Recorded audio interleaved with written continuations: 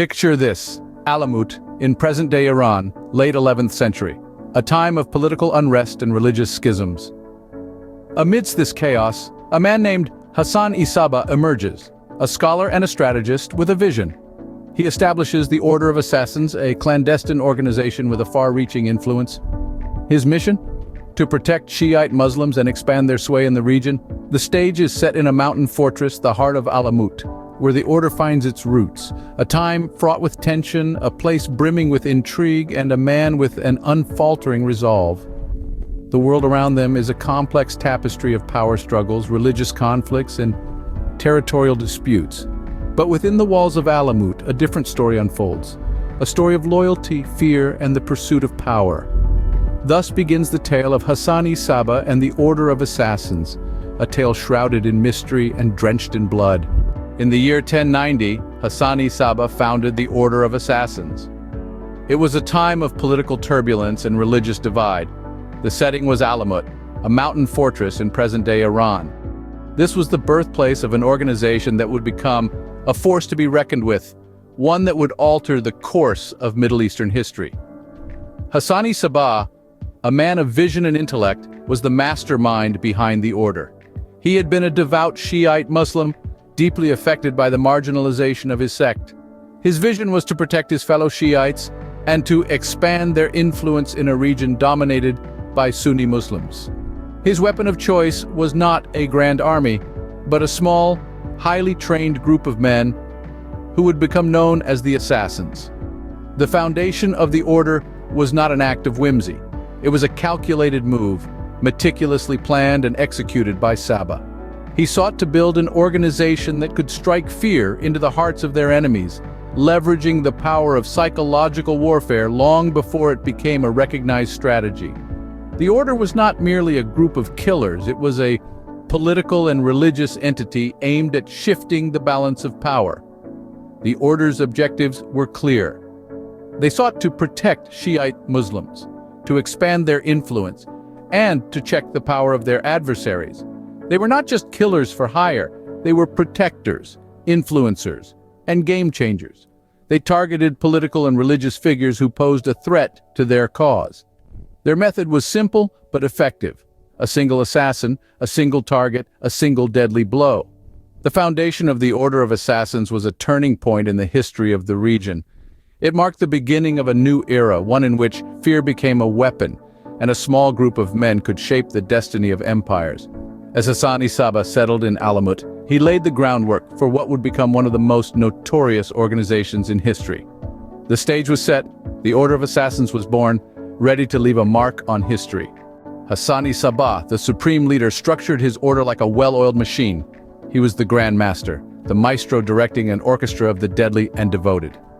Below him, a hierarchy unfolded, a pyramid of power with Hasan at the apex. The order was divided into several ranks. The Lasiks, the lowest rank, were the foot soldiers, the ones who carried out the orders. Above them were the Rafiqs, the companions.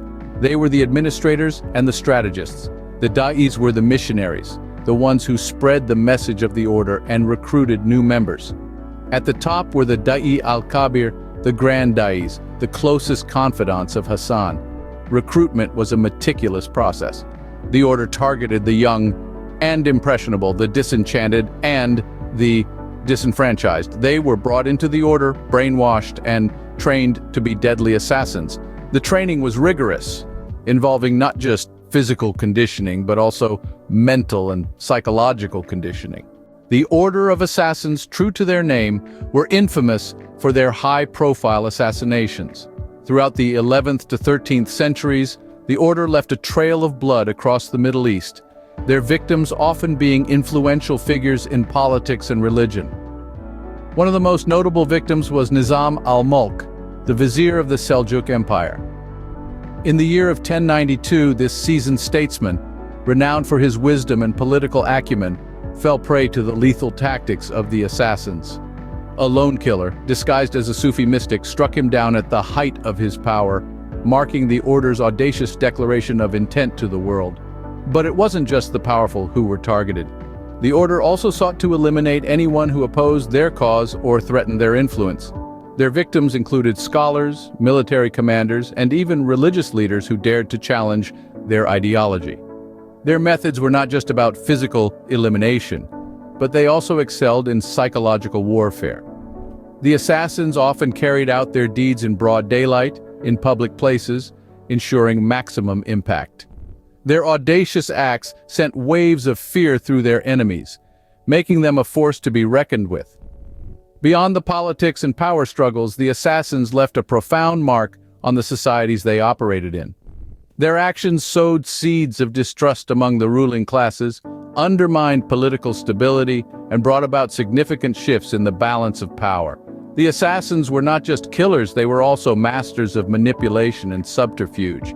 They used their covert operations not just to eliminate their enemies, but also to further their own agenda and to assert their presence in a region rife with conflict and religious strife.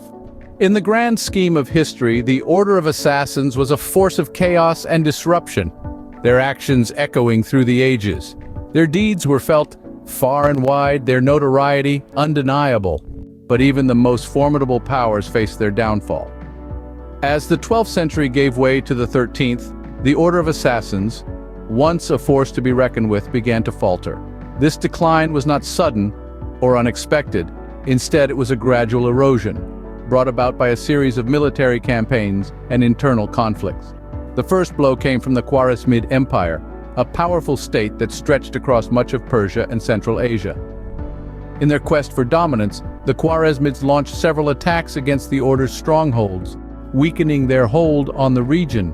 Despite their renowned skills and tactics, the assassins couldn't withstand the relentless onslaught. But it was the Mongol invasions of the mid-13th century that delivered the final blow. Led by the ruthless Hulagu Khan, the Mongols swept across the Middle East, leaving destruction in their wake. The fortress of Alamut, once thought impregnable, fell to the Mongols in 1256. This marked the beginning of the end for the Order of Assassins.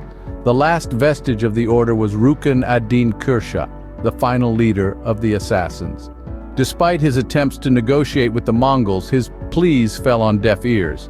He was taken prisoner and later executed, marking the definitive end to the order's reign. The fall of the Order of Assassins was not just a military defeat, it also marked the end of an ideology, of a way of life that had prevailed for nearly 200 years. The Order's fall was a stark reminder that even the most feared and respected powers can crumble under the relentless march of time and change. But even in its decline and fall, the Order left an indelible mark on history. Its legacy lived on, resonating in the annals of history and the tales of folklore. In 1257, the once feared Order of Assassins fell, marking the end of an era. The Order of Assassins may have fallen, but their legacy lives on. The indelible mark left by Hasan Sabbah and the Order on the pages of history is undeniable. Their influence reached far beyond the towering fortresses of Alamut, seeping into the cultural fabric of the era and even shaping narratives in the centuries that followed. The Order's tactical use of fear and intimidation, their strategic assassinations, all became woven into folklore, creating a mystique that persists to this day. These tales of shadowy figures and covert operations have often been romanticized, serving as inspiration for literature and popular culture. Think of the cloaked figures in the darkness, the whispers of secret societies, the allure of the unknown. Such is the enduring image of the Order of Assassins. Their tale continues to echo through the annals of history, a testament to their influence and legacy. Don't forget to subscribe for more captivating historical narratives.